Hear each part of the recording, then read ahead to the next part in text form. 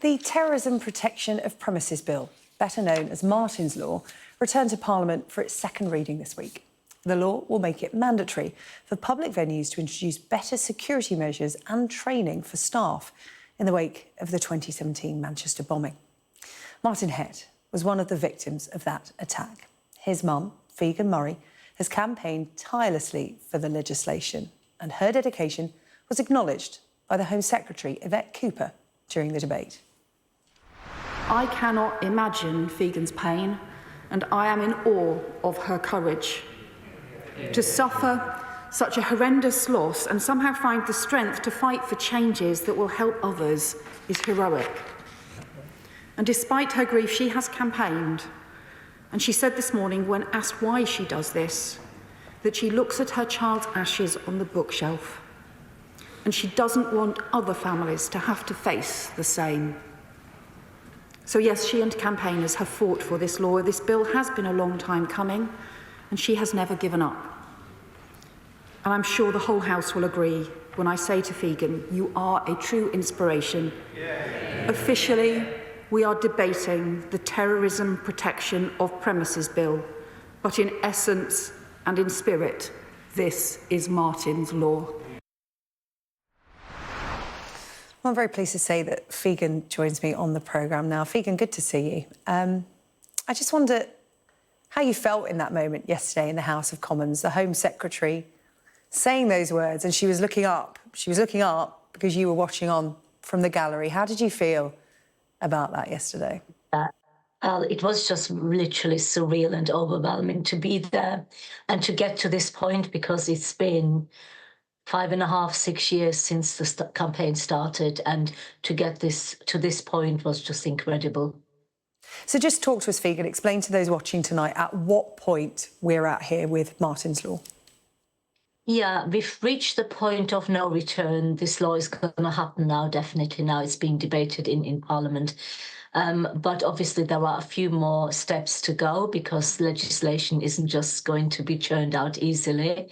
So there's a bit of debating happening in both houses. And hopefully by the 8th anniversary, the King will have signed it and it's in the statute books.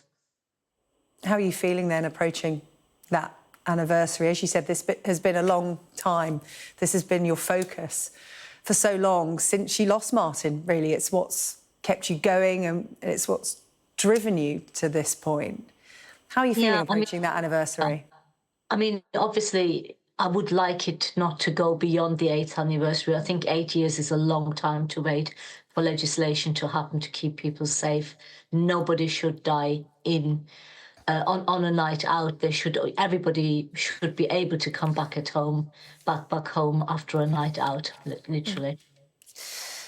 Just to explain to people watching in a little bit more detail about what this law will do, it will mean that venues with a capacity of over 200 would be required to notify the authorities about its public protection procedures, including things like evacuations in the event of an attack, and, you know, protect people from threats, have lockdowns, have better communication. Because what we know about the Manchester bombing is that when that attack happened, venues were at a loss because they didn't have the training or the procedures in place.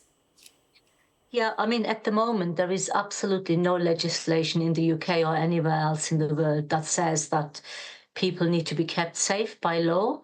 Yet there are laws on how many toilets a venue has to have, how hot the food has to be in canteens, but there is nothing to keep people safe. And I find that incredible after music venues like the Bataclan, like Manchester Arena, like the one in Russia, the music arena.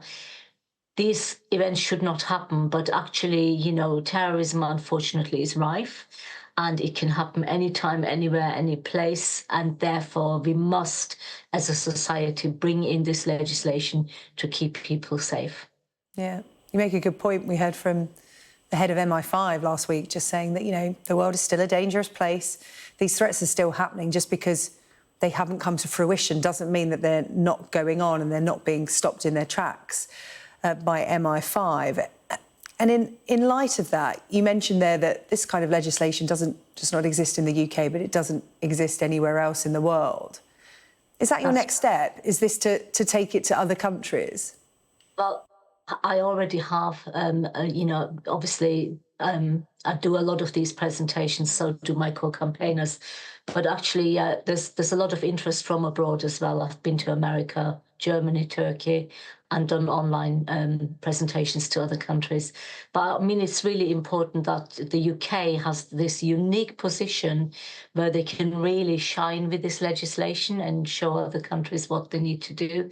But obviously it needs to be tightened a little bit. We need to ensure that we carry on keeping a really close eye on its journey through Parliament until the very end, and we need to make sure that there's no loopholes left, and that as many venues as possible are covered.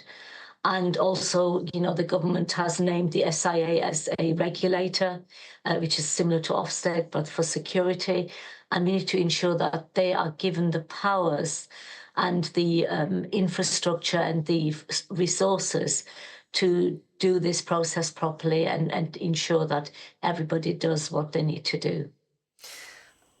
Well, Figen, you've been described as a tireless campaigner. I would call you tenacious as well. You've taken this every step of the way, not taken no for an answer. And like you said, you're following the fine detail to make sure that this is worthy of your son's name. What do you think Martyn would have made of his mum? Talking to politicians, going to the House of Commons, fighting for others. Well, hopefully he would be really pleased that his name is out there, but actually that nobody else will die for the same reasons. I hope that he would also find it rather amusing that I'm talking to politicians, because he had a good sense of humour. But actually, hopefully he'll also know he won't have died for nothing. Oh, Figen, he'd be extremely proud of you. Thank you so much. Figen Murray, their mother of Martyn Hett, Martyn's Law, on the brink, nearly there, just a little bit longer to go before it's passed into legislation. We really appreciate your time on the programme. Pleasure as always to talk to you, Figen. Thank you. Thank you.